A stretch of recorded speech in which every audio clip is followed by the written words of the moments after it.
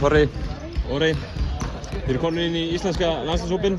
Við byrjum bara á þér, Þorri. Hvernig er að koma inn í þennan æfingahóp íslenska landsliðs? Bara frábært sko. Sérstaklega að byrja landsliðsferilinn á þessu verkefni svona stóru leik, það bara gæti ekki verið betra sko. Fyrir þig, Orri, þið náttúrulega spilið saman í yngri landsliðum og einhverjum fleiri. Hvernig er að fá að koma með Þorra inn í þennan hóp núna? Það hefði bara geggjað sko. Gaman að spila með honum og vera komin í æfingahóp í A-landsliðinu er bara mjög stórt, bara mjög ungur að komast inn sko. Þú verður að koma, ég meina þeir báðir að spila í efstu deild á Íslandi sem er nú bara fjári sterk. Þið getið alveg spilað með þessum strákum? Já, það er bara, þeir eru alveg stórir og svona, þannig að við náðum að líta þeim eins og þeir íti okkur sko.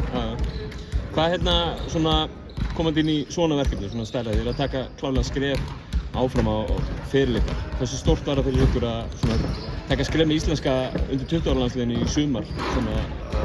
Það sýndi okkur alveg að það bæti sjálfstöðið fyrir og sérstaklega þegar ykkur gekk svona vel á þessu móti þá það bústar alveg sjálfstöðið eitthvað upp og finnur alveg að geta keppt á svona hái leveli og það er bara það sem að stefnir á í framtíðinni sko.